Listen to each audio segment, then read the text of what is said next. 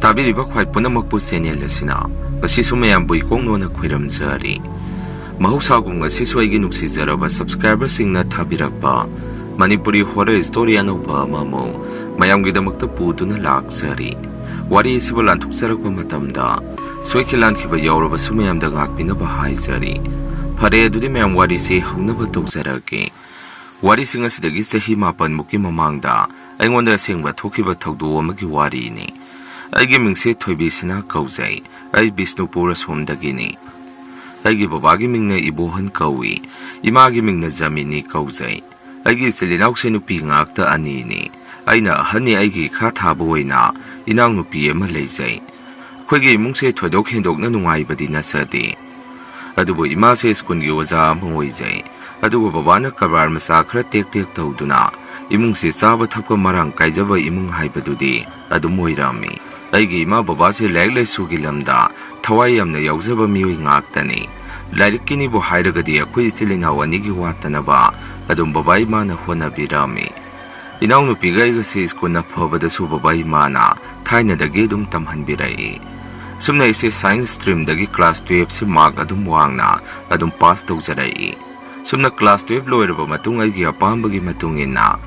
ꯑꯩꯁꯦ ꯅꯔꯁꯤꯡꯒꯤ ꯂꯥꯏꯟꯗ ꯆꯠꯅꯕ ꯑꯩꯈꯣꯏ ꯕꯕꯥ ꯏꯃꯥꯅ ꯁꯤꯟꯕꯤꯕ ꯍꯧꯔꯛꯏ꯫ ꯑꯩꯅ ꯍꯥꯌꯔ ꯁꯦꯀꯦꯟꯗꯔꯤꯗ ꯁ꯭ꯀꯨꯜ ꯄꯨꯜꯂꯛꯄ ꯏꯃꯥꯟꯅꯕꯤ 2 ꯑꯃꯁꯨ ꯑꯩꯒ ꯋꯥꯈꯜ ꯃꯥꯟꯅꯔꯝꯃꯤ꯫ ꯃꯈꯣꯏ ꯑꯅꯤꯁꯨ ꯅꯔꯁꯤꯡꯒꯤ ꯂꯥꯏꯟꯗ ꯆꯪꯅꯤ ꯍꯥꯏꯗꯨꯅ ꯍꯥꯏꯅꯔꯛꯈꯤ꯫ ꯑꯁꯨꯝꯅ ꯑꯩꯈꯣꯏ ꯑꯍꯨꯝꯁꯦ ꯄꯨꯟꯅ ꯀꯗꯥꯏꯗ ꯀꯔꯤꯅ ꯐꯔꯤꯕꯅꯣ ꯍꯥꯏꯕꯗꯨ ꯀꯨꯞꯅ ꯇꯥꯟꯅꯔꯝꯃꯤ꯫ ꯌꯨꯝꯒꯤ ꯕꯕꯥ ꯌꯥꯎꯅ ꯅꯤꯡꯊꯤꯅ ꯇꯥꯟꯅꯔꯕ ꯃꯇꯨꯡ ꯑꯩꯈꯣꯏꯁꯦ ꯗꯦꯜꯂꯤꯒꯤ ꯅꯔꯁꯤꯡ ꯀꯣꯂꯦꯖ ꯑꯃꯗ ꯇꯝꯕ ꯇꯥꯔꯛꯑꯝꯃꯤ꯫ ꯑꯩꯈꯣꯏꯅ ꯇꯝꯒꯗꯧꯔꯤꯕ ꯃꯐꯝ ꯑꯁꯤꯁꯨ ꯄ꯭ꯔꯥꯏꯚꯦꯠ ꯏꯟꯁꯇꯤꯇ꯭ꯌꯨꯁꯟ ꯑꯃꯗꯅꯤ꯫ ꯑꯗꯨꯅ ꯄꯩꯁꯥꯗꯤ ꯑꯁꯨꯛꯀꯤ ꯃꯇꯤꯛ ꯌꯥꯝꯅ ꯆꯪꯗꯣꯔꯤꯅꯤ꯫ ꯁꯨꯝꯅ ꯑꯩꯈꯣꯏꯁꯨ ꯑꯦꯟꯇ꯭ꯔꯥꯟꯁ ꯑꯦꯛꯖꯥꯝꯗ ꯈꯜꯂꯛꯑꯕ ꯃꯇꯨꯡ ꯑꯩꯒꯤ ꯏꯃꯥꯟꯅꯕꯤ ꯁꯣꯅꯤꯌꯥꯒ ꯏꯕꯥꯅꯤꯁꯤ ꯅꯔꯁꯤꯡ ꯀꯣꯂꯦꯖ ꯑꯗꯨꯗ ꯑꯦꯗꯃꯤꯁꯟ ꯇꯧꯔꯛꯑꯝꯃꯤ꯫ ꯌꯥꯝꯅ ꯅꯨꯡꯉꯥꯏꯇ꯭ꯔꯤꯕ ꯑꯃꯅ ꯑꯩꯒꯤ ꯏꯃꯥꯟꯅꯕꯤ ꯑꯇꯣꯞꯄ ꯑꯃꯗꯨꯗꯤ ꯑꯦꯟꯇ꯭ꯔꯥꯟꯁ ꯈꯜꯂꯛꯈꯤꯗꯦ ꯑꯗꯨꯒ ꯌꯨꯝꯒꯤ ꯄ꯭ꯔꯣꯕ꯭ꯂꯦꯝ ꯈꯔ ꯊꯣꯛꯄꯗꯒꯤ ꯃꯥꯗꯤ ꯖꯦꯅꯦꯔꯦꯜ ꯂꯥꯏꯟꯗ ꯑꯣꯏꯅ ꯃꯈꯥ ꯇꯝꯊꯔꯅꯤ ꯍꯥꯏꯗꯨꯅ ꯃꯥꯗꯤ ꯑꯗꯨꯝ ꯂꯩꯍꯧꯈꯤ꯫ ꯏꯃꯥꯟꯅꯕꯤ ꯁꯣꯅꯤꯌꯥꯒ ꯑꯩꯒꯁꯨ ꯗꯦꯜꯂꯤ ꯆꯪꯅꯕ ꯁꯦꯝ ꯁꯥꯕ ꯍꯧꯔꯛꯑꯝꯃꯤ꯫ ꯑꯩꯈꯣꯏꯒꯤ ꯆꯪꯒꯗꯕ ꯆꯦ ꯆꯥꯡ ꯐꯤꯔꯣꯜꯅꯆꯤꯡꯕ ꯂꯣꯏꯅ ꯂꯣꯏꯁꯤꯜꯂꯕ ꯃꯇꯨꯡ ꯁꯦꯞꯇꯦꯝꯕꯔꯒꯤ ꯊꯥ ꯂꯣꯏꯔꯝꯗꯥꯏ ꯑꯁꯤꯗ ꯁꯤꯖꯟ ꯍꯧꯔꯅꯤ ꯍꯥꯏꯗꯨꯅ ꯅꯣꯇꯤꯁ ꯊꯣꯛꯂꯛꯄꯗꯒꯤ ꯑꯩꯈꯣꯏꯁꯦ ꯗꯦꯜꯂꯤꯗ ꯑꯗꯨꯝ ꯆꯪꯉꯛꯑꯝꯃꯤ꯫ ꯑꯁꯨꯝꯅ ꯗꯦꯜꯂꯤꯗ ꯆꯪꯒꯗꯕ ꯅꯨꯃꯤꯠ ꯑꯗꯨ ꯏꯃꯥ ꯕꯕꯥ ꯑꯃꯗꯤ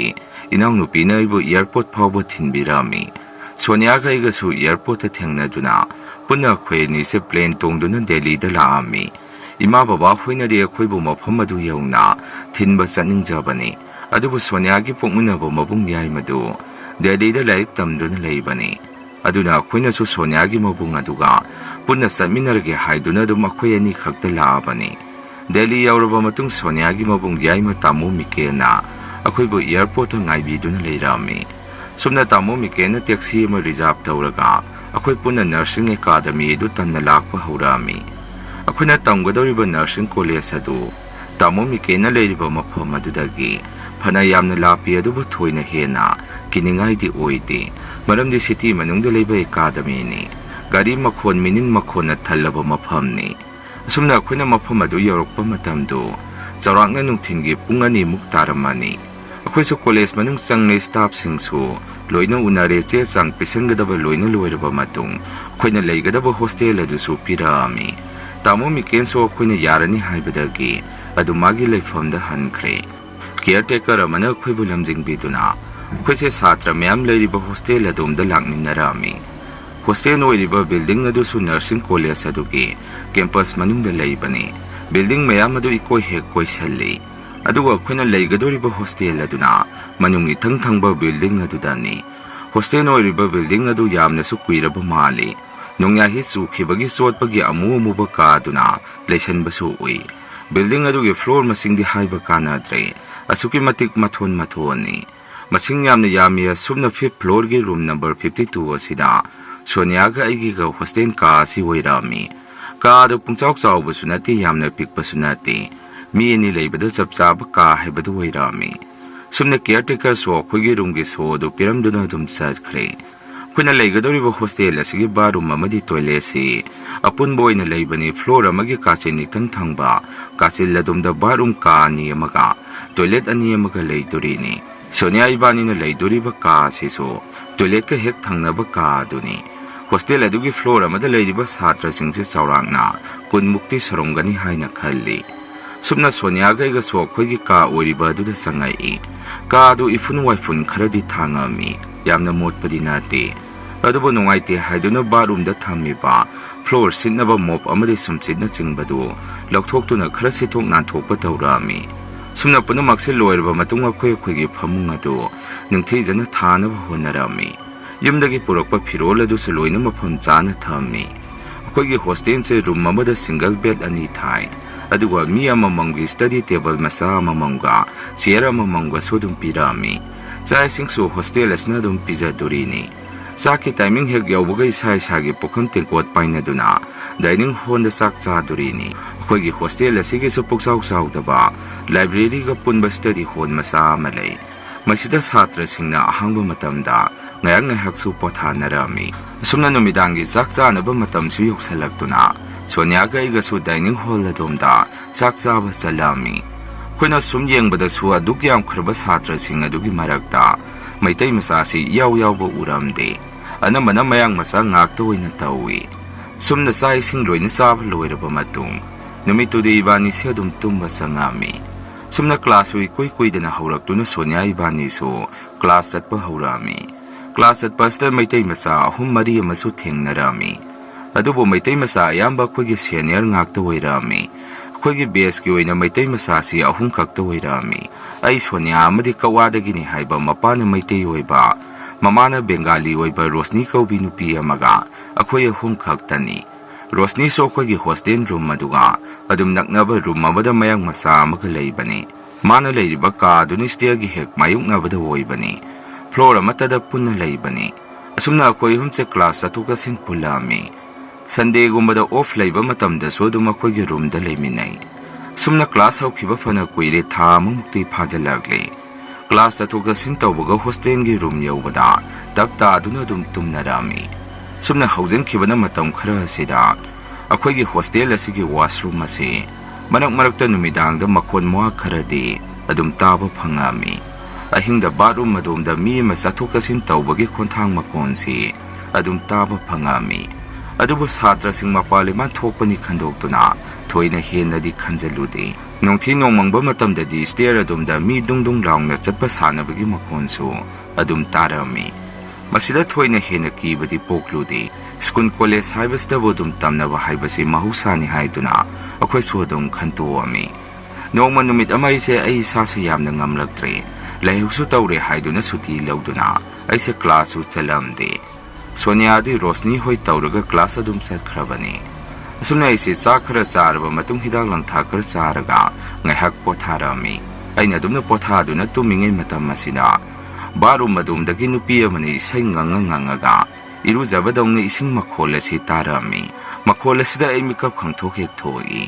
barum ga ina leiriba ka saga khalli basi sumna tangi wall faklang adu khaktani aduna barum dagi makhon moa si dum taba phangabani asumna isai ngangduna nupi amagi khonjen ga loinana iru lujabadongna tawba makhol asi tarakpada aisa gyalami ingau hek ngawi khogi floor asida leminariba mi sing asi class loina sakhrabani floor asida lehuri base ai khaktani aduga kanano muk iru lujari basina adumaina wakhal asi khanjandona leirami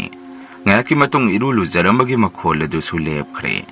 aisa kanawre zanu class ka sataba mi yauri bazar haiduna haipedinge haiduna igi kaagi thongjilladуда phamungdagi haugatuna lepami phana kuire ene lepiba adu minute 10 mu phajalabani adubu kanasu baru madumdagi thorakpasi uramde baru madu soina yengbada mapandagi thongpuna adu londuna leirami handakte ai isada kithikirum tawba ihullamadi phaurami adubu amuk atopa floor dagi tarakpa oiramgani khanduna pungning ase phathaduna igi phamungda amuk jangsanduna hiptharami sumna ine hiptharakpa asigi matung minute 3 leiraga khogi corridor asida wagi sumchi jara jara lawba duna sumchi sitpagi makhon se muktarai ai handakti swai hek lawi hawding nungthin numi sabim khulakpa matam asida kanano corridor asida sumchi chitori banu haiduna khalami mapan thoktuna yengbasu kiba ma poktuna ai se ai gi kada dum lai sumchi chitpa du su phana khuina silami sumse situna stair adu da kato kasin tawbagumna su tawi Karimata tasaludre egi phone adu puthoktuna YouTube ta kari no haipet yengtuna lei. Asumna punga hunga tarakpa matam asida Sonia huisu loina class matang hanaragle. Sonia da ina ngasai thingnarkiba mayamdu mangonda pau tami. Sonia na su taubani. Aisu na hanumidang humang sawi haiduna irujaba aduda aigi sapon hapak kepadu matumda makhada tajarai. Ibani da nate thingnarisi. Mayang masa khrasu washroom da ising tep adu matumda thadok jarai haiduna moisu yamna haina hubani hairai. Aina so as hostel ne kaina fana nungai na deijarambani. Tamnarakpasda kiba masum poksalae hairami. Sumna numi kharani de mo haujan khre akhoi hostel ni floor asi makhon mawa khra tajaragasu thoina ahenba kiningai oiba thabakti kya tawramdabani adubo kiba satra tawrakturi basi mayang masa kharani split game ni haiduna baro madumda sanarubadagi tamnabasi helakpani split game hairibasi asiba thawai ma lei natraga tamnaba mafam amada Numidang candle paper sandi chapi paisana sizinaduna split amabu kauduna wari sanabagi game makhalamani game asigi maramda thoina henadi khangjadre adubu niyom chumna sanaragadi split amaga wari adum sanaba yai hainai adubu game adu ningthijana loisandrabadi makhoina kauthoriba split aduna adum tamnari hainai wafam ase kyam chumlibano haibadudi aisu khangjade khoigi floor asida leminariba mayang masa imanubi kharana Kugi floor ki baru masi makhon makara thokpa duda split library yang si kauraga wari sanasi haiduna makhoi kharana hingama baru masumda game adu sanarui hai makhoi na haitabagi ra kibagi ra sukhangde split adu phajana sanaba loisan khidraba mali masidagi ne akhoina leiba floor asida ki ba sabtra kayama tauba haurakli basi makhoi na game asi sanarubagi wari adu so akhoida moina kona thengna tamakpani Asumna game ase sanaba loikraba matungdagi ahingda baru masomda nupi ama kapagi makhonsi yamna toina taba haurai barum toilet asda leiriba bakena singba pochai kaya adu kakhairakpa thugaibagi makhonsu yamna tarami nongalakpa matamda su sumchi thamamba bake leiriba adu loina ta aduna inthu loina leirami satra singna barum toilet changba matamda su toilet barum gi thong ase mapandagi matomda Puna panduna lonselambasi dum taurami. Masi satra na taubudi na tre aduna barum da sangba matamda. Mi ani na traga ahum hongna duna chatpasi dum taurabani.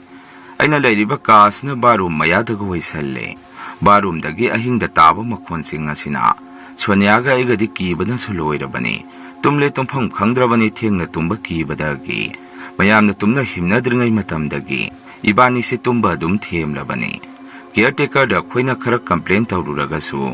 hanadagi mani yengsenduna laaba hostel ni karisu tawdabani haidane hekta khumai khoisu kari haigadabanu khangde aduna section na leiba sida matarami sumna nongma numidang ama sonia ibani se thong thinbagi dungdung lawbo makhon tarakpadagi tumambadagi mikhapche thorai makhol adu karino haiduna su ibani se munna tarami tarba makhol adu barum madumdagi ni dongdong lawna Thongda thinbagi makhol asiga loinana kanagumba amana thong hango haiduna hindi maronda wa kana ngangbasi ibani na tarami sonia ibani se ahanbada khuina tamnabagi makhon tabadu oiriboi khalami adubo thong thinduna thong hango haibagi makhol adu leptana sum tarakpasida ibani su mi mali hainaduna muktangdi yengusi hongnaduna prap toilet adomda kina lakpa haurami Akhona yengbada su toilet ki thong ama kana thinduna manungdagi mi amana lauduna leirami Sonia na su kananu hangami manungdagi nupi amagi khonjenda mahak Anjali ni room 50 da leibani madu tabada Sonia ibani su thong adu salang hangtoi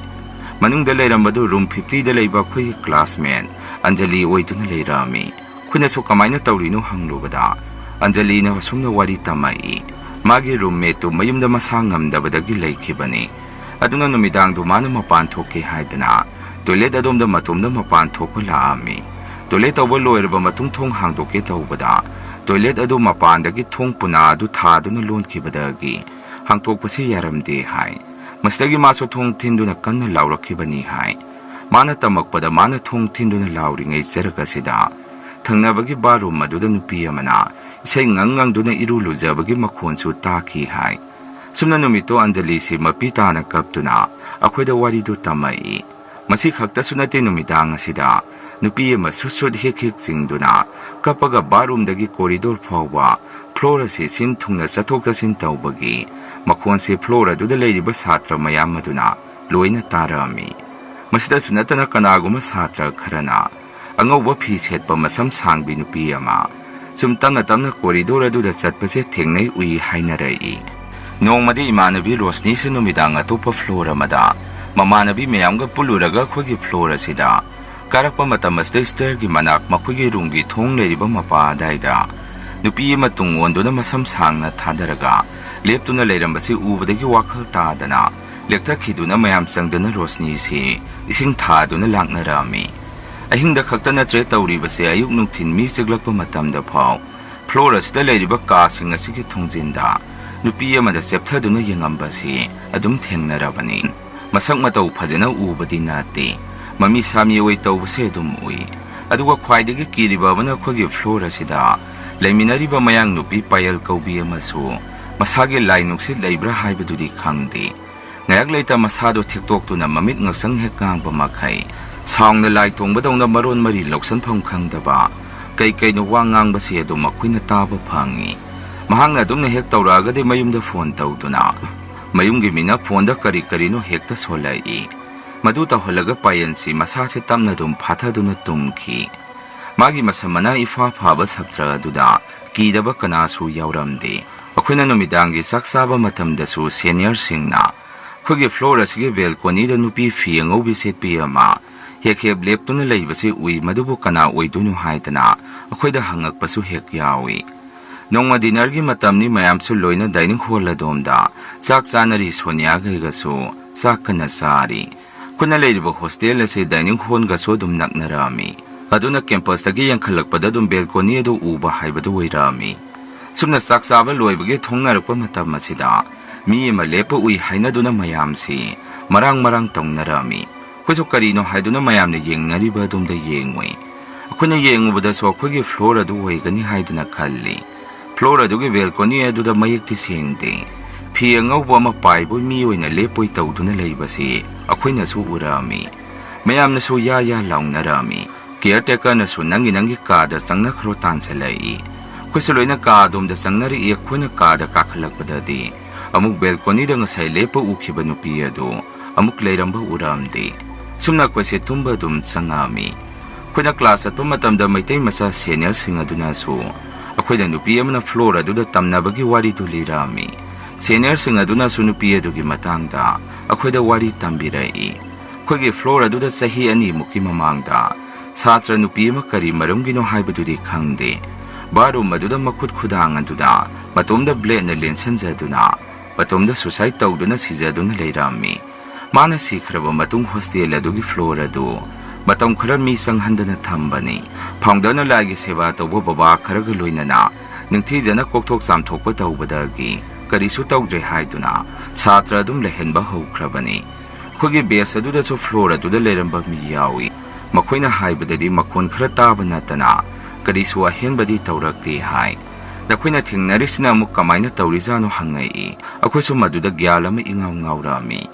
nongasu sathina thawdo amasu sonia ibani de thoki numito satra mayam se assignment tongnabagi marang mi singse magi kada mata leinaramde ozada khara hangba sanaki library da lairik yengba khara chatki atopa room khara da muksana ki mi amata room da leinaramde aduna hostel adu isik hekchi sonia ibani so assignment amagi kanna thijan humjanba honarami khoyani so study hall adu da punna lairik yengminarambani adubo khogi dakar oiba notes amadi pot khara khogi kada lehubadagi khoini se tanna ka domda khogi pochai sing adubu lawbulami chumna lakpasta wari so sanarami room da ibani na sangdoi se tallabani mi so assignment tongna khibagi room da mata leinaramroi hainarami aina so ai chatpa tallibani adubu hayengayo pikakadabani ngasi loisandaba yade khallaga ai so laklabani karigino khogi floor sibo sukyamna tamnari sina senior singnadi kemta tawdabani makhon ma khara tabadagi hena tawdabani hai aduwa khoidana thingnariba mayamsina karino hainarami Sonia na sukari mata khalunu se tha mata ngairabani bathang dei khuso blog atopa hostel amamuk honga si wars wana kitang di khanga si hainarami ꯁꯨꯝꯅ ꯁꯨꯝ ꯋꯥꯔꯤ ꯁꯥꯟꯅꯗꯨꯅ ꯂꯥꯛꯄꯁꯤꯗ ꯑꯩꯈꯣꯏꯒꯤ floor ꯑꯗꯨꯒꯤ stair ꯑꯗꯨ ꯀꯥꯕ ꯂꯣꯏꯔꯗꯨꯅ ꯑꯩꯈꯣꯏꯒꯤ room ꯑꯗꯣꯝꯗ ꯂꯥꯛꯑꯝꯃꯤ ꯑꯗꯨꯕꯨ ꯑꯉꯛꯄꯅꯤ ꯑꯩꯈꯣꯏꯒꯤ ꯔꯨꯝꯒꯤ ꯍꯦꯛ ꯃꯅꯥꯛ ꯕꯥꯠꯔꯨꯝ ꯌꯧꯗ꯭ꯔꯤꯉꯩ ꯃꯔꯛ ꯑꯁꯤꯗ ꯅꯨꯄꯤ ꯑꯃ ꯐꯤ ꯑꯉꯧꯕ ꯁꯦꯠꯇꯨꯅ ꯆꯞ ꯂꯦꯞꯇꯨꯅ ꯂꯩꯕꯁꯤ ꯑꯩꯈꯣꯏ ꯑꯅꯤꯅ ꯎꯔꯛꯑꯝꯃꯤ ꯁꯣꯅꯤꯌꯥꯒ ꯏꯕꯥꯅꯤꯁꯨ ꯁ꯭ꯋꯥꯏ ꯂꯥꯎꯈꯤ ꯂꯋꯥꯏꯒꯤ ꯁꯝ ꯑꯁꯤꯁꯨ ꯆꯞ ꯆꯞ ꯌꯨꯡꯈꯠꯅꯔꯛꯑꯝꯃꯤ ꯃꯃꯥꯡꯗꯗꯤ ꯅꯨꯄꯤ ꯑꯁꯤ ꯕꯦꯜꯀꯣꯅꯤꯗ ꯂꯥꯞꯅ ꯎꯈꯤꯕꯗꯒꯤ ꯍꯦꯟꯅ ꯑꯃꯨꯛ ꯍꯟꯅ ꯎꯈꯤꯗ꯭ꯔꯕꯅꯤ ꯑꯗꯨꯕꯨ ꯅꯨꯃꯤꯠꯇꯨꯗꯤ ꯈꯣꯡꯀꯥꯞ ꯈꯔ ꯂꯥꯞꯅ ꯅꯛꯅ ꯎꯕꯁꯤꯗ ꯏꯕꯥꯅꯤꯁꯦ ꯀꯤꯕꯗ ꯂꯣꯏꯔꯛꯑꯝꯃꯤ ꯇꯨꯡ ꯑꯣꯟꯊꯣꯛꯇꯨꯅ ꯏꯕꯥꯅꯤꯁꯦ ꯁ꯭ꯇꯦꯌꯔ ꯑꯗꯣꯝꯗ ꯄ꯭ꯔꯞ ꯄ꯭ꯔꯞ ꯄꯥꯈꯠꯅ ꯆꯦꯟꯊꯔꯛꯑꯝꯃꯤ ꯑꯩꯈꯣꯏꯅ ꯑꯁꯨꯝꯅ ꯆꯦꯜꯂꯛꯄ ꯑꯁꯤꯗ ꯔꯣꯁꯅꯤꯁꯨ ꯃꯃꯥꯟꯅꯕꯤ ꯑꯃꯒ ꯂꯥꯛꯇꯨꯅ ꯂꯩꯔꯛꯑꯝꯃꯤ ꯑꯩꯈꯣꯏ ꯎꯕꯗ ꯀꯔꯤ ꯇꯧꯔꯒꯦ ꯑꯗꯨꯛ ꯄꯥꯈꯠꯅ ꯂꯥꯛꯏꯗꯨꯕꯨ ꯍꯪꯉꯛꯏ ꯁꯣꯅꯤꯌꯥꯅꯁꯨ ꯁꯣꯔ ꯊꯕꯦ ꯊꯕꯦ ꯍꯣꯟꯗꯨꯅ ꯂꯩꯍꯧꯔꯦ ꯑꯩꯈꯣꯏꯒꯤ ꯀꯥ ꯃꯅꯥꯛꯇ ꯂꯦꯞꯄꯦ ꯂꯩꯍꯧꯔꯦ ꯅꯨꯄꯤꯗꯣ ꯍꯥꯏꯗꯅ ꯃꯥꯁꯨ ꯄꯥꯈꯠꯅ ꯄꯥꯎꯗꯨ ꯇꯝꯃꯤ ꯔꯣꯁꯅꯤꯁꯨ ꯒ꯭ꯌꯥꯟ ꯇꯥꯔꯕ ꯃꯥꯜꯂꯤ ꯀꯔꯤꯁꯨ ꯇꯧꯔꯣꯏꯁꯦ ꯄꯥꯈꯠꯀꯅꯨ ꯑꯩꯈꯣꯏ ꯄꯨꯟꯅ ꯆꯠꯂꯒ ꯌꯦꯡꯉꯨꯁꯤ ꯑꯩꯁꯨ ꯀꯥꯗꯒꯤ ꯅꯣꯠꯁ ꯈꯔ ꯂꯧꯒꯦ ꯈꯜꯂꯤꯕꯅꯤ ꯁꯣꯅꯤꯌꯥ ꯏꯕꯥꯅꯤꯁꯨ ꯐꯅ ꯀꯟꯅꯗꯤ ꯆꯠꯂꯣꯏ ꯍꯥꯏꯖꯕꯅꯤ ꯑꯗꯨꯕꯨ ꯔꯣꯁꯅꯤꯅ ꯅꯝꯗꯨꯅ ꯑꯩꯈꯣꯏ ꯃꯔꯤ ꯄꯨꯟꯅ ꯀꯥꯗꯨꯗ ꯆꯪꯉꯛꯏ ꯍꯟꯗꯛꯃꯨꯛꯇꯤ ꯀꯅꯥꯁꯨ ꯑꯃꯨꯛ ꯂꯩꯔꯝꯗꯦ ꯁꯣꯅꯤꯌꯥꯒ ꯑꯩꯒꯁꯨ ꯑꯩꯈꯣꯏꯒꯤ ꯔꯨꯝꯗ ꯄ꯭ꯔꯞ ꯄ꯭ꯔꯞ ꯆꯪꯗꯨꯅ ꯑꯩꯈꯣꯏꯒꯤ ꯗꯔꯀꯥꯔ ꯑꯣꯏꯔꯤꯕ ꯅꯣꯠꯁꯤꯡ ꯑꯗꯨ ꯄꯨꯗꯨꯅ ꯌꯥꯝꯅ ꯊꯨꯅ ꯑꯩꯈꯣꯏꯁꯦ ꯃꯈꯥꯗ ꯀꯨꯝꯊꯃꯤꯟꯅꯔꯛꯑꯝꯃꯤ ꯁꯨꯝꯅ ꯑꯀꯤ ꯑꯈꯪ ꯀꯌꯥ ꯑꯁꯤꯒ ꯂꯣꯏꯅꯅ ꯁꯦꯃꯤꯁꯇꯔꯁꯨ ꯎꯆꯤꯟ ꯅꯥꯆꯤꯟꯅ ꯂꯣꯏꯁꯤꯟꯈ꯭ꯔꯦ ꯃꯊꯪꯒꯤ ꯁꯦꯃꯤꯁꯇꯔ ꯍꯧꯔꯛꯄꯒꯤ ꯑꯩꯈꯣꯏꯁꯨ ꯑꯇꯣꯞꯄ ꯕ꯭ꯂꯣꯛ ꯑꯃꯗ ꯔꯨꯝ ꯍꯣꯡꯕ ꯇꯥꯔꯛꯑꯝꯃꯤ ꯑꯅꯧꯕ ꯔꯨꯝ ꯑꯁꯤꯗꯤ ꯐ꯭ꯂꯣꯔ ꯑꯗꯨꯒꯤ ꯃꯌꯥꯏ ꯋꯥꯏꯔꯞꯇ ꯂꯩꯕ ꯔꯨꯝꯅꯤ ꯃꯈꯣꯟ ꯃꯋꯥꯁꯨ ꯀꯔꯤꯁꯨ ꯇꯥꯈꯤꯗ꯭ꯔꯦ ꯑꯗꯨꯅ ꯒ꯭ꯌꯥꯟ ꯇꯥꯅ ꯂꯩꯕ ꯍꯥꯏꯕꯗꯨ ꯑꯣꯏꯔꯛꯑꯝꯃꯤ ꯃꯃꯩꯊꯪꯗ ꯁꯥꯇ꯭ꯔ ꯈꯔꯅ ꯁ꯭ꯄꯤꯔꯤꯠ ꯒꯦꯝ ꯁꯥꯟꯅꯈꯤ ꯒꯦꯝ ꯑꯗꯨ ꯁꯥꯟꯅꯔꯤꯉꯩ ꯃꯅꯨꯡ ꯀꯦꯟꯗꯜ ꯑꯗꯨ ꯃꯇꯣꯝꯗ ꯃꯨꯠꯈꯤ ꯍꯥꯏꯗꯨꯅ ꯃꯍꯩ ꯒꯦꯝ ꯑꯗꯨ ꯂꯣꯏꯁꯤꯟꯗꯅ ꯆꯦꯟꯊꯣꯛꯅꯔꯛꯈꯤ ꯍꯥꯏ ꯃꯁꯤꯗꯒꯤꯔꯁꯨ ꯈꯪꯗꯦ ꯁꯤꯈꯤ ꯍꯥꯏꯔꯤꯕ ꯅꯨꯄꯤ ꯑꯗꯨꯒꯤ ꯅꯤꯡꯉꯝꯗ꯭ꯔꯕ ꯊꯋꯥꯏ ꯑꯗꯨꯅ ꯐ꯭ꯂꯣꯔ ꯑꯗꯨꯗ ꯑꯀꯤ ꯑꯈꯪ ꯊꯣꯛꯍꯜꯂꯤꯕꯗꯨ ꯑꯩꯈꯣꯏꯒꯤ ꯕꯦꯁ ꯑꯁꯤꯅ ꯍꯣꯁꯇꯦꯜ ꯍꯦꯛ ꯍꯣꯡꯈꯤꯕ ꯃꯇꯝ ꯑꯅꯧꯕ ꯕꯦꯁꯁꯨ ꯂꯥꯛꯇ꯭ꯔꯤꯉꯩ ꯖꯔꯛ ꯑꯁꯤꯗ ꯐꯥꯎꯟꯗꯔꯅ ꯐ꯭ꯂꯣꯔ ꯑꯗꯨꯗ ꯂꯥꯏ ꯑꯃ ꯈꯣꯏꯔꯝ ꯊꯣꯛꯈꯤ ꯍꯥꯏ ꯃꯗꯨꯗꯒꯤꯗꯤ ꯍꯥꯟꯅ ꯇꯝꯅꯔꯝꯕ ꯃꯇꯧ ꯑꯗꯨꯒꯨꯝꯅꯗꯤ ꯇꯧꯔꯛꯈꯤꯗ꯭ꯔꯦ ꯍꯥꯏ ꯃꯌꯥꯝ ꯍꯥꯝꯒꯤ ꯋꯥꯔꯤꯁꯦ ꯃꯇꯥꯡ ꯉꯁꯥꯏꯗ ꯂꯣꯏꯖꯔꯦ ꯑꯅꯤꯁꯨꯕ ꯋꯥꯔꯤꯁꯦ ꯑꯃꯨꯛ ꯃꯌꯥꯝꯗ ꯈꯨꯗꯣꯟ ꯇꯝꯖꯔꯤ ꯃꯇꯝ ꯑꯃꯗ ꯑꯩꯅ ꯋꯥꯔꯤꯁꯤ ꯍꯣꯁꯄꯤꯇꯥꯜꯗ ꯂꯩꯔꯤꯉꯩ ꯏꯁꯥꯗ ꯊꯣꯛꯈꯤꯕ ꯑꯁꯦꯡꯕ ꯋꯥꯔꯤ ꯑꯃꯅꯤ ꯑꯩꯒꯤ ꯃꯤꯡꯁꯦ ꯀꯥꯖꯜ ꯀꯧꯏ ꯃꯃꯥ ꯕꯕꯥꯅ ꯅꯨꯡꯁꯤꯅ ꯕꯦꯃ ꯍꯥꯏꯔꯒ ꯀꯧꯏ ꯑꯩꯁꯤ ꯄꯤꯛꯂꯤꯉꯩꯗꯒꯤ ꯍꯣꯁꯇꯦꯜꯗ ꯑꯗꯨꯝ ꯆꯥꯎꯔꯛꯈꯤ ꯃꯃꯥꯅ ꯍꯣꯇꯦꯜ ꯐꯝꯃꯤ ꯕꯕꯥꯅ ꯃꯩ ꯁꯦꯝꯕ ꯆꯠꯄ ꯃꯤꯅꯤ ꯌꯨꯝꯗ ꯀꯌꯥ ꯂꯩꯇꯦ ꯑꯩꯈꯣꯏ ꯕꯕꯥꯁꯤ ꯑꯗꯨꯅ ꯏꯄꯥ ꯏꯆꯥꯒꯤ ꯃꯔꯛꯇ ꯅꯨꯡꯁꯤꯅꯕꯒꯤ ꯃꯔꯤꯁꯦ ꯈꯔ ꯋꯥꯠꯂꯤ ꯋꯥꯔꯤꯁꯦ 2017ꯗ ꯑꯩꯒꯤ ꯏꯃꯥꯅ ꯍꯣꯁꯄꯤꯇꯥꯜꯗ ꯂꯩꯔꯤꯉꯩ ꯑꯩꯅ ꯊꯦꯡꯅꯔꯛꯄ ꯋꯥꯔꯤꯅꯤ ꯃꯇꯝꯗꯨꯗ ꯑꯩꯁꯦ ꯆꯍꯤ 12-13 ꯑꯗꯨꯃꯥꯏꯅ ꯁꯨꯔꯦ ꯋꯥꯈꯜ ꯃꯄꯨꯡ ꯐꯥꯗ꯭ꯔꯤ ꯑꯗꯨꯒ ꯑꯩꯈꯣꯏ ꯏꯃꯥꯁꯦ ꯊꯕꯛ ꯌꯥꯝꯅ ꯀꯜꯂꯤ ꯃꯁꯥꯒꯤ ꯑꯋꯥ ꯑꯅꯥ ꯈꯪꯗꯕ ꯃꯈꯩ ꯌꯥꯝꯅ ꯋꯥꯅ ꯍꯣꯠꯅꯖꯩ ꯑꯗꯨꯕꯨ ꯃꯇꯝ ꯑꯗꯨꯗ ꯑꯩ ꯀ꯭ꯂꯥꯁ 7ꯗ ꯀꯥꯔꯤ ꯅꯣꯡꯃꯗꯤ ꯑꯩꯅ ꯍꯣꯁꯇꯦꯜꯗ ꯂꯩꯔꯤꯉꯩꯗ ꯃꯃꯥꯅ ꯑꯩꯕꯨ ꯂꯧꯕ ꯂꯥꯛꯏ ꯃꯁꯥꯗꯣ ꯌꯥꯝꯅ ꯁꯣꯟꯅꯁꯨ ꯎꯏ ꯁꯥꯔ ꯍꯣꯏꯗ ꯍꯥꯏꯔꯒ ꯑꯩꯁꯦ ꯌꯨꯝꯗ ꯍꯜꯂꯁꯦꯅ ꯂꯧꯊꯣꯛꯄ ꯂꯥꯛꯈꯤ ꯌꯨꯝꯗ ꯂꯩꯔꯛꯇꯕꯒꯤ ꯍꯧꯅꯕꯤ ꯑꯩꯁꯦ ꯌꯨꯝꯗ ꯂꯩꯅꯤꯡꯗꯦ ꯆꯠꯅꯤꯡꯗꯦ ꯃꯃꯥꯁꯦ ꯗꯥꯏꯕꯦꯇꯤꯁ ꯌꯥꯝꯅ ꯍꯦꯟꯖꯜꯂꯒ ꯂꯩꯔꯝꯃꯤ ꯃꯁꯥ ꯃꯊꯟꯇꯅ ꯏꯟꯁꯨꯂꯤꯟ ꯀꯥꯞꯆꯔꯝꯃꯤ ꯆꯥꯕ ꯊꯛꯄ ꯑꯃꯠꯇ ꯌꯥꯔꯝꯗꯦ ꯃꯇꯝ ꯑꯗꯨꯗ ꯗꯥꯏꯕꯦꯇꯤꯁꯀꯤ ꯂꯩꯅꯥ ꯑꯁꯤ ꯑꯅꯧꯕ ꯂꯩꯅꯥ ꯑꯣꯏꯅꯁꯨ ꯇꯧꯅꯔꯤ ꯂꯥꯌꯦꯡꯕꯒꯤ ꯐꯦꯁꯤꯂꯤꯇꯤꯁꯨ ꯈꯨꯗꯣꯡ ꯆꯥꯔꯝꯗꯦ ꯑꯗꯨꯕꯨ ꯃꯃꯥꯒꯤ ꯑꯔꯩꯕ ꯁꯅꯥ ꯂꯨꯄꯥ ꯃꯔꯟ ꯃꯊꯨꯝ ꯂꯣꯏꯅ ꯀꯥꯏꯊꯣꯛꯆꯔꯒ ꯃꯁꯥꯅ ꯂꯥꯌꯦꯡꯖꯔꯝꯃꯤ ꯕꯕꯥꯁꯨ ꯀꯌꯥ ꯌꯦꯡꯕꯤꯔꯝꯗꯦ ꯊꯧꯁꯥꯔꯝꯗꯦ ꯍꯞꯇꯥ 2ꯔꯣꯝꯗꯤ ꯐꯃꯨꯡꯗ ꯀꯔꯤꯝꯇ ꯆꯥꯗꯕꯤ ꯊꯛꯇꯕꯤ ꯂꯩꯔꯝꯃꯤ ꯑꯩꯁꯨ ꯑꯉꯥꯡꯒ ꯑꯣꯏꯕꯒ ꯏꯃꯥꯕꯨ ꯀꯌా ꯀꯨꯝꯅ ꯌꯦꯡꯁꯤꯟꯕ ꯉꯝꯃꯝꯗꯦ ꯆꯥ ꯂꯣꯟꯕꯤꯕ ꯏꯁꯤꯡ ꯒꯤꯂꯥꯁ ꯑꯃ ꯀꯜꯂꯒ ꯄꯤꯊꯛꯄꯤꯕ ꯃꯁꯤ ꯅꯠꯇꯅ ꯀꯥ ꯍꯦꯟꯕ ꯁꯦꯕꯥ ꯇꯧꯕꯗꯤ ꯍꯩꯔꯝꯗꯦ ꯅꯣꯡꯃꯗꯤ ꯑꯩꯅ ꯁ꯭ꯀꯨꯜ ꯍꯜꯂꯛꯄꯗ ꯃꯃꯥꯒꯤ ꯃꯆꯤꯟꯗꯒꯤ ꯏ ꯇꯥꯔꯒ ꯂꯩꯔꯝꯃꯤ ꯌꯨꯝꯊꯪꯅꯕ ꯅꯦꯅꯦ ꯍꯣꯏꯅꯁꯨ ꯌꯥꯔꯔꯣꯏ ꯁꯨꯃꯥꯏꯅ ꯁꯨꯝ ꯊꯝꯃꯒꯗꯤ ꯍꯣꯁꯄꯤꯇꯥꯜꯗ ꯄꯨ ꯅꯄꯥꯁꯨ ꯀꯧ ꯍꯥꯏꯔꯒ ꯃꯔꯥꯡ ꯇꯧꯅꯗꯨꯅ ꯖꯦꯅꯤꯝꯁꯇ ꯍꯥꯟꯅ ꯄꯨꯈꯠꯂꯛꯑꯝꯃꯤ ꯑꯍꯤꯡ ꯑꯃ ꯂꯩꯔꯦ ꯗꯣꯛꯇꯔꯅꯁꯨ ꯈꯨꯠ ꯊꯥꯕ ꯉꯝꯃꯔꯣꯏ ꯂꯝꯐꯦꯟꯒꯤ ꯔꯤꯝꯁꯇ ꯔꯤꯐꯔ ꯇꯧꯔꯒꯦ ꯍꯥꯏꯗꯅ ꯅꯣꯡꯉꯥꯜꯂꯒ ꯑꯃꯨꯛ ꯔꯤꯝꯁꯇ ꯂꯥꯛꯏ ꯍꯤꯗꯥꯛ ꯅꯨꯡꯗꯥꯛ ꯈꯔ ꯀꯥꯞꯄꯕ ꯃꯇꯨꯡ ꯆꯦꯁ ꯋꯥꯔꯗꯇ ꯑꯃꯨꯛ ꯄꯨꯁꯜꯂꯤ ꯑꯗꯨꯗ ꯑꯃꯨꯛ ꯕꯦꯗ ꯑꯃ ꯂꯧꯔꯒ ꯑꯃꯨꯛ ꯂꯩꯔꯛꯑꯝꯃꯤ ꯕꯕꯥꯁꯨ ꯍꯣꯁꯄꯤꯇꯥꯜꯗ ꯑꯗꯨꯝ ꯂꯩꯕꯗꯤ ꯌꯥꯔꯣꯏ ꯄꯩꯁꯥꯒꯤ ꯃꯊꯧ ꯉꯥꯛꯇꯅꯤ ꯑꯗꯨꯅ ꯅꯪ ꯑꯗꯨꯝ ꯂꯩꯔꯣ ꯑꯩ ꯅꯨꯃꯤꯗꯥꯡ ꯂꯥꯛꯀꯦ ꯍꯥꯏꯔꯝꯃꯒ ꯕꯕꯥꯁꯨ ꯑꯗꯨꯝ ꯆꯠꯈ꯭ꯔꯦ ꯃꯇꯝꯗꯨ ꯐꯥꯎ ꯃꯃꯥꯁꯤ ꯋꯥ ꯂꯥꯡ ꯑꯃꯠꯇ ꯉꯥꯡꯗ꯭ꯔꯦ ꯒ꯭ꯌꯥꯟꯁꯨ ꯇꯥꯈꯤꯗ꯭ꯔꯦ ꯏꯃꯥꯅ ꯃꯄꯥꯟ ꯐꯔꯤꯉꯩꯗꯗꯤ ꯃꯤꯒꯤ ꯃꯤ ꯉꯥꯛꯇ ꯉꯥꯏꯔꯝꯃꯤ ꯅꯥꯔꯕ ꯃꯇꯝꯗꯗꯤ ꯅꯥꯀꯜ ꯑꯅꯤꯃꯛ ꯁꯥꯒꯩ ꯅꯥꯇꯩ ꯃꯆꯤꯟ ꯃꯅꯥꯎ ꯀꯅꯥꯝꯇ ꯂꯥꯛꯑꯒ ꯃꯇꯦꯡ ꯄꯥꯡꯕꯤꯈꯤꯗꯦ ꯀꯩꯁꯨ ꯈꯪꯗꯕ ꯑꯉꯥꯡ ꯑꯩꯅ ꯍꯩꯇ꯭ꯔꯒꯁꯨ ꯌꯥꯝꯅ ꯋꯥꯅ ꯏꯃꯥꯒꯤ ꯁꯦꯕꯥ ꯇꯧꯖꯔꯛꯏ ꯇꯦꯁ ꯇꯧꯕꯒꯤ ꯄꯨꯊꯣꯛ ꯄꯨꯁꯤꯟ ꯔꯤꯄꯣꯔꯠ ꯂꯧꯊꯣꯛ ꯂꯧꯁꯤꯟ ꯌꯥꯝꯅ ꯋꯥꯅ ꯑꯩꯅ ꯍꯣꯠꯅꯖꯈꯤ꯫ ꯏꯃꯥꯁꯦ ꯈꯣꯡ ꯍꯥꯝꯕ ꯐꯥꯎ ꯍꯒꯤꯁꯇ ꯍꯥꯝꯖꯟꯈꯤ꯫ ꯍꯞꯇꯥ ꯑꯃꯔꯣꯝꯗꯤ ꯆꯥꯔꯝ ꯊꯛꯂꯝ ꯈꯪꯉꯝꯗꯦ꯫ ꯕꯕꯥꯁꯨ ꯐꯥꯔꯃꯥꯁꯤ ꯀꯟꯇꯦꯛ ꯇꯧꯕꯤꯔꯝꯃꯒ ꯂꯥꯛꯈꯤꯗ꯭ꯔꯦ꯫ ꯏꯃꯥ ꯏꯆꯥ ꯀꯅꯥ ꯂꯩꯖꯗꯕꯒꯨꯝ ꯍꯞꯇꯥ ꯑꯃꯔꯣꯝ ꯂꯩꯈꯤ꯫ ꯆꯥꯛꯁꯨ ꯍꯣꯁꯄꯤꯇꯥꯜꯒꯤ ꯑꯌꯦꯟꯕꯗꯨ ꯄꯨꯛ ꯊꯟꯕꯣꯏ ꯊꯟꯗꯕꯣꯏ ꯆꯥꯔꯛꯏ꯫ ꯅꯨꯃꯤꯗꯥꯡ ꯑꯃ ꯑꯩꯈꯣꯏꯒꯤ ꯕꯦꯠ ꯊꯪꯅꯔꯤꯕ ꯊꯧꯕꯥꯜꯗꯒꯤ ꯏꯆꯦ ꯑꯃꯅ ꯏꯕꯦꯝꯃ ꯄꯣꯠ ꯆꯩ ꯈꯔ ꯂꯩꯔꯨꯁꯤꯔꯥ ꯃꯄꯥꯟꯗ ꯊꯣꯛꯎꯁꯤ ꯍꯧꯔꯛꯏ꯫ ꯑꯩꯁꯨ ꯃꯛ ꯑꯃꯒ ꯐꯗꯤ ꯑꯃꯒ ꯂꯩꯒꯦ ꯍꯥꯏꯔꯒ ꯊꯣꯡꯃꯤꯟꯅꯔꯛꯏ꯫ ꯑꯩꯅ ꯉꯥꯏꯍꯥꯛꯇꯪ ꯊꯣꯛꯏꯉꯩꯗꯨꯗ ꯏꯃꯥꯒ ꯊꯪꯅꯕ ꯕꯦꯠꯇ ꯉꯥꯏꯍꯥꯛ ꯁꯤꯟꯅꯔꯝꯃꯒ ꯊꯣꯔꯛꯅꯕ ꯇꯧꯏ꯫ ꯑꯗꯨꯒ ꯑꯃꯅ ꯑꯩ ꯏꯁꯥꯒꯤ ꯑꯣꯏꯅ ꯂꯥꯏꯒꯤ ꯅꯨꯡꯁꯤꯠꯁꯦ ꯈꯔ ꯑꯗꯨꯝ ꯂꯩꯖꯩ꯫ ꯊꯧꯕꯥꯜꯗꯒꯤ ꯆꯤꯆꯦꯁꯤꯁꯨ ꯂꯥꯏꯒꯤ ꯅꯨꯡꯁꯤꯠ ꯂꯩꯕꯅꯤ꯫ ꯔꯤꯝꯁꯁꯦ ꯍꯧꯖꯤꯛꯀ ꯃꯇꯝ ꯑꯗꯨꯒꯗꯤ ꯌꯥꯝꯅ ꯈꯦꯠꯅꯔꯦ꯫ ꯃꯇꯝ ꯑꯗꯨꯗꯗꯤ ꯃꯦꯟ ꯒꯦꯠ ꯃꯄꯥꯁꯦ ꯃꯩ ꯐꯖꯅ ꯊꯥꯜꯂꯝꯗꯦ꯫ ꯂꯝꯕꯦꯟꯁꯨ ꯃꯩ ꯑꯉꯥꯟꯕ ꯀꯌꯥ ꯊꯥꯟꯗꯦ꯫ ꯑꯉꯥꯡꯕ ꯃꯆꯨꯒꯤ ꯕ꯭ꯂꯕ ꯊꯥꯜꯂꯤ ꯃꯇꯝꯗꯨ꯫ ꯆꯤꯆꯦ ꯏꯕꯥꯅꯤꯁꯦ ꯂꯩꯒꯗꯕ ꯈꯔ ꯂꯩꯔꯒ ꯆꯪꯉꯛꯄ ꯍꯧꯔꯛꯄꯁꯤꯗ ꯑꯩꯈꯣꯏꯒꯤ ꯇꯨꯡꯗꯒꯤ ꯃꯤꯌꯥꯏ ꯑꯣꯏꯔꯕ ꯅꯨꯄꯥ ꯑꯃꯅ "ꯏꯕꯦꯝꯃ ꯅꯈꯣꯏ ꯑꯃꯨꯛꯇ ꯉꯥꯏꯕꯤꯈꯣ." ꯆꯤꯆꯦ ꯏꯕꯥꯅꯤꯁꯨ ꯄꯨꯂꯞ ꯑꯣꯟꯊꯣꯛꯑꯒ ꯌꯦꯡꯊꯣꯛꯎꯕꯗ ꯑꯉꯥꯎꯕꯒꯤ ꯃꯑꯣꯡꯗ ꯇꯧꯕ ꯀꯣꯠ ꯑꯃꯨꯕ ꯂꯤꯠꯄ ꯃꯁꯝ ꯃꯅꯥ ꯏꯐꯥ ꯐꯥꯕ ꯃꯤꯑꯣꯏ ꯑꯃꯅ "ꯅꯣꯏꯕꯨ ꯃꯩꯈꯦꯠꯀ ꯌꯥꯎꯕ꯭ꯔꯣ?" ꯍꯪꯉꯛꯏ꯫ ꯆꯤꯆꯦꯅ ꯉꯥꯏꯍꯥꯛ ꯌꯦꯡꯉꯒ ꯌꯥꯎꯗꯦ ꯍꯥꯏꯔꯝꯗꯨꯅ "ꯕꯦꯝꯃ ꯂꯥꯛꯑꯣ" ꯍꯥꯏꯗꯨꯅ ꯑꯩꯒꯤ ꯈꯨꯠꯁꯤ ꯆꯤꯡꯉꯒ ꯄꯨꯏ꯫ ꯑꯩꯅ ꯇꯨꯡ ꯍꯜꯂꯒ ꯌꯦꯡꯉꯨꯕꯗ ꯅꯨꯄꯥꯗꯣ ꯃꯈꯣꯡ ꯂꯩꯕꯥꯛ ꯃꯈꯥ ꯇꯥꯗꯕꯒꯨꯝ ꯑꯩꯈꯣꯏꯒꯤ ꯇꯨꯡꯗ ꯇꯥꯟꯅꯔꯛꯏ꯫ ꯑꯗꯨꯗ ꯀꯤꯖꯔꯛꯇꯅ ꯆꯤꯆꯦꯒ ꯑꯩꯒ ꯆꯦꯟꯅ ꯃꯩꯈꯦꯠꯇꯣ ꯈꯦꯠꯇꯣꯛꯑꯝꯃꯤ꯫ ꯑꯍꯤꯡꯁꯨ ꯇꯨꯝꯊꯕꯁꯦ ꯁꯨꯛꯌꯥ ꯍꯦꯛ ꯌꯥꯔꯝꯗꯦ꯫ ꯆꯤꯆꯦꯅꯁꯨ "ꯑꯕꯦꯝꯃ ꯅꯪ ꯇꯨꯝꯊꯕ ꯌꯥꯗ꯭ꯔꯕꯣ?" ꯍꯥꯏꯔꯛꯏ꯫ ꯑꯩꯁꯨ "ꯍꯣꯏ ꯆꯤꯆꯦ ꯉꯁꯥꯏꯒꯤꯗꯣ ꯑꯗꯨꯝ ꯎꯔꯒ ꯂꯩꯔꯦ" ꯍꯥꯏꯔꯛꯑꯝꯃꯤ꯫ ꯆꯤꯆꯦꯅ "ꯅꯣꯏ ꯏꯃꯥꯗꯣ ꯇꯨꯝꯈ꯭ꯔꯕꯣ?" ꯍꯪꯉꯛꯏ꯫ ꯑꯩꯅ ꯇꯨꯝꯈ꯭ꯔꯦ" ꯈꯨꯝꯃꯤ꯫ ꯆꯤꯆꯦꯅ "ꯂꯥꯛꯑꯣ ꯑꯗꯨꯗꯤ ꯑꯣꯝꯆꯥꯛꯅꯩ ꯃꯄꯥꯟꯗ ꯊꯣꯛꯎꯁꯤ꯫ ꯂꯥꯛꯑꯣ ꯀꯣꯔꯤꯗꯣꯔꯗ ꯁꯨꯝ ꯆꯠꯄꯤ ꯁꯥꯟꯅꯔꯨꯁꯤ" ꯍꯥꯏꯔꯛꯏ꯫ ꯁ꯭ꯃꯥꯔꯠ ꯐꯣꯟꯒ ꯀꯥ ꯍꯦꯟꯅ ꯄꯥꯏꯅꯕ ꯃꯇꯝ ꯅꯠꯇꯦ꯫ ꯑꯗꯨꯅ ꯑꯩꯈꯣꯏꯅ ꯂꯩꯔꯤꯕ ꯋꯥꯔꯗꯇꯨꯗꯩ ꯐꯅ ꯌꯥꯝꯅ ꯁꯥꯡꯅ ꯈꯣꯡꯅ ꯊꯣꯔꯛꯑꯒ ꯑꯃꯝꯕ ꯅꯥꯀꯜ ꯑꯃ ꯎꯔꯛꯑꯝꯃꯤ꯫ ꯑꯩꯅ ꯖꯒꯥꯗꯨꯗ ꯌꯦꯡꯁꯜꯂꯨꯕꯗ ꯅꯨꯄꯤ ꯑꯃ ꯎꯔꯛꯈꯤ꯫ ꯆꯤꯆꯦꯗꯁꯨ ꯑꯩꯅ "ꯆꯤꯆꯦ ꯑꯥꯗ ꯅꯨꯄꯤ ꯑꯃ ꯂꯩꯔꯤꯁꯤ ꯌꯦꯡꯉꯨꯇꯨ" ꯍꯥꯏꯔꯛꯑꯝꯃꯤ꯫ ꯆꯤꯆꯦꯅꯁꯨ "ꯍꯣꯏꯅꯦ ꯀꯩꯗꯧꯔꯤꯅꯣ ꯃꯥꯒꯤꯁꯤꯕꯣ? ꯐꯣꯟꯗ ꯋꯥꯔꯤ ꯁꯥꯟꯅꯔꯤꯖꯥꯔꯣ? ꯂꯥꯛꯑꯣꯁꯦ ꯀꯔꯤꯁꯨ ꯑꯣꯏꯔꯝꯃꯣꯏ ꯈꯔ ꯃꯇꯦꯛ ꯑꯃꯒ ꯆꯠꯁꯤ" ꯍꯥꯏꯗꯅ ꯑꯃꯝꯕ ꯑꯗꯣꯝꯗ ꯁꯨꯝ ꯂꯥꯛꯄꯗ ꯍꯧꯖꯤꯛꯇꯤ ꯑꯗꯥꯏꯗ ꯂꯦꯞꯄꯝꯕ ꯅꯨꯄꯤꯗꯨ ꯎꯅ ꯁꯨꯝ ꯇꯞꯅ ꯃꯃꯤ ꯁꯥꯃꯤ ꯃꯥꯡꯈꯤ꯫ ꯃꯗꯨꯗꯒꯤ ꯆꯤꯆꯦꯅ "ꯕꯦꯝꯃ ꯀꯩꯅꯣ ꯉꯁꯤꯒꯤ ꯅꯨꯃꯤꯠꯁꯤꯗ ꯏꯕꯥꯅꯤꯒꯤ ꯃꯤꯠꯁꯤꯗ ꯎꯔꯤꯕꯁꯤꯡꯁꯤꯕꯣ? ꯂꯥꯛꯑꯣ ꯍꯜꯍꯧꯔꯁꯤ" ꯍꯥꯏꯗꯅ ꯆꯤꯆꯦꯗꯨꯒ ꯑꯩꯒ ꯑꯃꯨꯛ ꯆꯠꯇꯨꯅ ꯂꯥꯛꯏ꯫ ꯃꯇꯝ ꯑꯗꯨꯗ ꯑꯉꯛꯄꯅꯤ ꯑꯩꯈꯣꯏꯒꯤ ꯇꯨꯡꯁꯤꯗ ꯅꯨꯄꯤ ꯑꯃꯅ ꯀꯞꯄꯒ ꯁꯨꯝ ꯇꯞꯅ ꯏꯟꯅꯔꯛꯄꯗꯧꯅ ꯇꯧꯔꯛꯏ꯫ ꯄ꯭ꯔꯞ ꯆꯤꯆꯦꯒ ꯑꯩꯒꯁꯨ ꯋꯥꯔꯗ ꯃꯅꯨꯡꯗ ꯆꯪꯉꯛꯏ꯫ ꯉꯥꯏꯍꯥꯛ ꯀꯤꯅ ꯂꯩꯔꯤꯉꯩ ꯅꯔꯁ ꯑꯃꯁꯨ ꯆꯪꯉꯛꯏ꯫ ꯃꯗꯨꯗ ꯆꯤꯆꯦꯅ ꯋꯥꯔꯤꯗꯨ ꯇꯝꯃꯨꯕꯗ ꯅꯔꯁ ꯑꯗꯨꯅ ꯆꯩꯔꯛꯈꯤ꯫ "ꯀꯩꯗꯧꯕꯒꯤ ꯅꯣꯏꯗꯤ ꯊꯦꯡꯉꯒ ꯑꯗꯣꯝꯗ ꯆꯪꯉꯨꯔꯤꯅꯣ? ꯑꯗꯥꯏꯗꯣ ꯑꯩꯈꯣꯏꯁꯨ ꯐꯅꯌꯥꯝ ꯑꯗꯨꯝ ꯊꯦꯡꯅꯈ꯭ꯔꯕꯅꯤ꯫ ꯑꯗꯣ ꯀꯌꯥ ꯃꯤꯗꯗꯤ ꯀꯥꯏꯕ ꯄꯤꯗꯕꯅꯤ꯫ ꯃꯥ ꯂꯩꯔꯤ ꯇꯥꯛꯄꯒꯤ ꯋꯥꯅꯤ꯫ ꯃꯇꯨꯡꯗꯗꯤ ꯆꯪꯉꯨꯅꯨ" ꯍꯥꯏꯔꯛꯏ꯫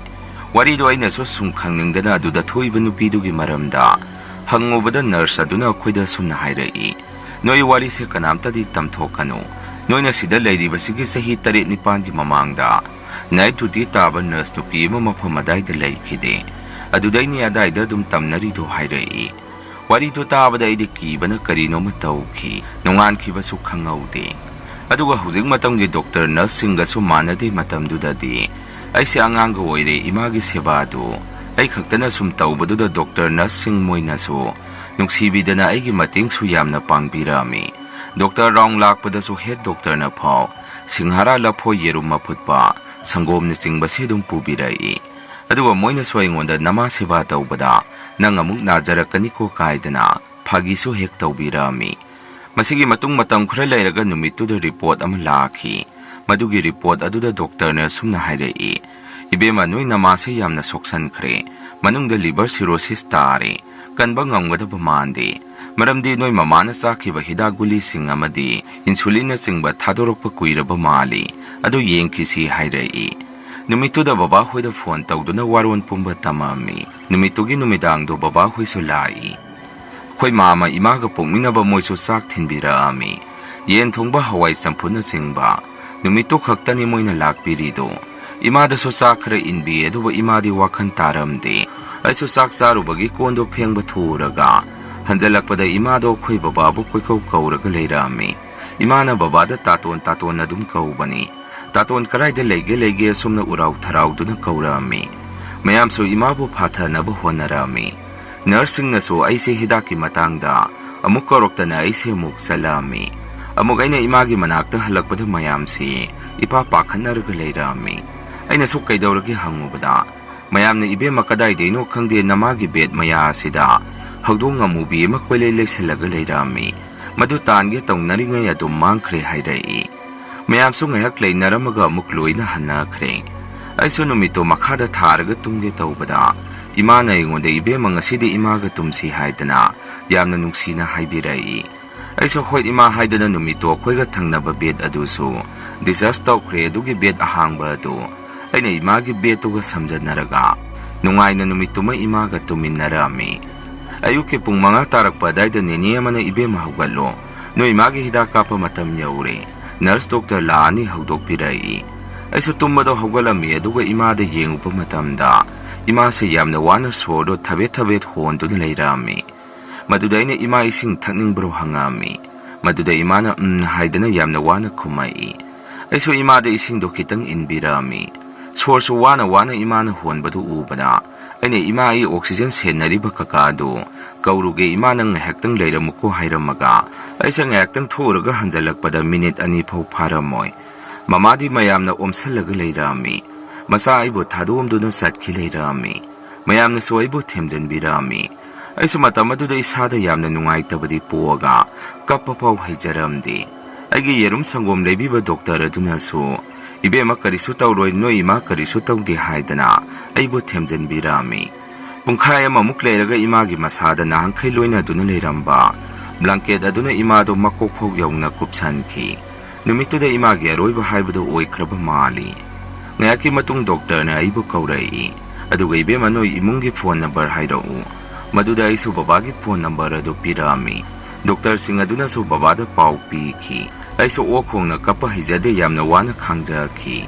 ꯏꯃꯥꯅ ꯑꯩꯕꯨ ꯍꯨꯟꯗꯣꯛꯑꯝꯕ ꯃꯤꯀꯨꯞ ꯑꯗꯨꯗꯒꯤ ꯑꯩꯒꯤ ꯄꯨꯟꯁꯤꯁꯦ ꯂꯝꯃꯥꯡꯅꯔꯝꯃꯤ꯫ ꯑꯩꯁꯦ ꯀꯅꯥꯒ ꯆꯠꯇꯣꯏꯅꯣ ꯈꯪꯉꯝꯗꯦ꯫ ꯁꯦꯟꯅꯕꯤꯅꯕꯁꯨ ꯂꯩꯇ꯭ꯔꯕꯅꯤꯅ ꯂꯥꯏꯔꯤꯛꯁꯨ ꯏꯟꯊꯤ ꯅꯨꯡꯉꯥꯏꯅ ꯇꯝꯃꯛꯇ꯭ꯔꯦ꯫ ꯑꯗꯨꯃꯥꯏꯅ ꯑꯋꯥꯕ ꯀꯌꯥ ꯑꯃ ꯃꯥꯌꯣꯛꯅꯔꯕ ꯃꯇꯨꯡ ꯑꯩꯁꯨ ꯃꯄꯨꯡ ꯃꯔꯩ ꯐꯥꯖꯔꯛꯂꯦ꯫ ꯃꯔꯛꯇꯨꯒꯤ ꯑꯋꯥꯕ ꯋꯥꯔꯤ ꯀꯌꯥꯗꯨꯗꯤ ꯑꯩ ꯍꯥꯞꯆꯗ꯭ꯔꯦ꯫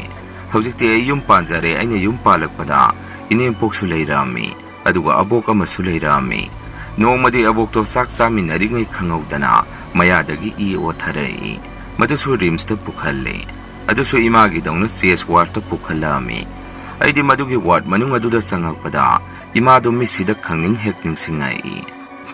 ꯑꯗꯨꯅ ꯑꯩꯗꯤ ꯑꯍꯤꯡꯗꯨ ꯂꯦꯛꯑꯔꯣꯏ ꯍꯥꯏꯗꯅ ꯏꯅꯥꯎꯅꯨꯄꯤ ꯏꯅꯦꯝꯄꯣꯛ ꯃꯣꯏ ꯑꯣꯏꯅ ꯑꯍꯤꯡꯗꯨ ꯂꯦꯛꯍꯜꯂꯝꯃꯤ꯫ ꯅꯣꯡꯉꯥꯜꯂꯒ ꯏꯕꯣꯛꯇꯣ ꯂꯩꯈꯤꯗ꯭ꯔꯦ ꯍꯥꯏꯗꯅ ꯄꯥꯎ ꯇꯥꯔꯛꯏ꯫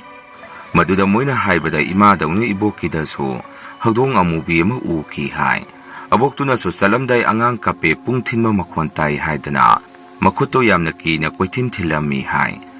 ꯗꯣꯛꯇꯔꯅꯁꯨ ꯃꯤꯍꯨꯟ ꯈꯔ ꯂꯩꯔꯤ, ꯌꯨꯝꯗ ꯑꯣꯛꯁꯤꯖꯦꯟ ꯍꯥꯞꯄꯒ ꯂꯩꯍꯜꯂꯨꯔꯣ, ꯃꯆꯥ ꯃꯁꯨ ꯁꯦꯕꯥ ꯐꯪꯍꯜꯂꯨꯔꯣ ꯍꯥꯏꯔꯛꯄꯗꯒꯤ ꯑꯦꯝꯕꯨꯂꯦꯟꯁ ꯑꯃ ꯇꯧꯔꯒ ꯌꯨꯝꯗ ꯄꯨꯊꯔꯛꯏ꯫ ꯑꯗꯨꯕꯨ ꯃꯤꯍꯨꯟ ꯈꯔ ꯂꯩꯔꯤ ꯍꯥꯏꯕꯒꯤ ꯋꯥꯅꯤ, ꯑꯁꯤꯕꯒ ꯄꯥꯡꯈꯛꯅꯤ꯫ ꯅꯣꯡꯃ ꯅꯨꯃꯤꯠ ꯆꯨꯞꯄ ꯑꯃꯗꯤ ꯃꯤꯍꯨꯟ ꯈꯔ ꯂꯩꯔꯤꯕꯅꯤꯅ ꯏꯅꯦꯝꯄꯣꯛꯀ ꯑꯩꯒꯤ ꯅꯨꯄꯥꯒꯅ ꯏꯕꯣꯛꯇꯨꯒꯤ ꯃꯅꯥꯛꯇ ꯁꯪꯉꯝꯃꯤ꯫ ꯃꯇꯝ ꯑꯗꯨꯗꯁꯨ ꯑꯩꯒꯤ ꯅꯨꯄꯥꯅ ꯍꯥꯏꯕꯗ ꯌꯥꯝꯅ ꯀꯤꯈꯤ ꯍꯥꯏ꯫ ꯊꯣꯡ ꯃꯔꯨꯝꯗ ꯑꯗꯨꯝ ꯃꯤ ꯑꯃ ꯑꯗꯨꯝ ꯂꯦꯞꯄꯒ ꯂꯩꯕꯗꯧꯅ ꯇꯧꯏ ꯍꯥꯏ꯫ ꯃꯌꯥꯝꯗ ꯑꯩꯅ ꯍꯥꯏꯖꯅꯤꯡꯕꯗꯤ ꯁꯦꯜ ꯂꯩꯔꯤꯉꯩ ꯃꯤ ꯋꯥꯠꯂꯣꯏ, ꯑꯗꯨꯒ ꯏꯃꯥꯕꯨꯁꯨ ꯃꯇꯝ ꯂꯩꯔꯤꯉꯩ ꯐꯖꯅ ꯂꯣꯏꯅꯕꯤꯍꯧ꯫ ꯑꯩꯁꯨ ꯃꯇꯝ ꯑꯗꯨꯗ ꯒ꯭ꯌꯥꯟ ꯇꯥꯖꯔꯝꯃꯒꯗꯤ ꯏꯃꯥꯗꯨ ꯍꯤꯡꯖꯔꯝꯒꯗꯕꯅꯤ꯫ ꯍꯧꯖꯤꯛꯇꯤ ꯑꯩꯁꯨ ꯏꯃꯥꯕꯨ ꯌꯥꯝꯅ ꯅꯤꯡꯁꯤꯡꯉꯛꯏ꯫ ꯑꯩꯁꯨ ꯃꯇꯝ ꯑꯗꯨꯗ ꯏꯃꯥꯒꯤ ꯑꯍꯦꯟꯕ ꯀꯩꯁꯨ ꯍꯦꯟꯅ ꯇꯧꯈꯤꯕ ꯉꯝꯗꯦ꯫ ꯑꯉꯥꯡ ꯑꯃ ꯑꯣꯏꯕꯒꯤ ꯏꯃꯥꯒꯤ ꯁꯦꯕꯥ ꯄꯨꯡꯇꯧ ꯇꯧꯈꯤꯕꯗꯨ ꯃꯗꯨ ꯅꯠꯇꯅ꯫ ꯃꯁꯤꯅꯤ ꯃꯌꯥꯝ ꯉꯁꯤꯒꯤ ꯔꯤꯌꯦꯜ ꯍꯣꯔꯔ ꯁ꯭ꯇꯣꯔꯤ꯫ ꯃꯊꯪꯒꯤ ꯋꯥꯔꯤ ꯊꯥꯒꯠꯂꯛꯄꯗ ꯃꯌꯥꯝ ꯄꯨꯟꯅ ꯑꯃꯨꯛ ꯊꯦꯡꯅꯔꯁꯤ꯫ ꯉꯁꯤꯒꯤꯗꯤ ꯃꯌꯥꯝꯗꯒꯤ ꯀꯥꯏꯅꯅꯕ ꯕꯤꯗꯥꯏ ꯂꯧꯖꯔꯤ꯫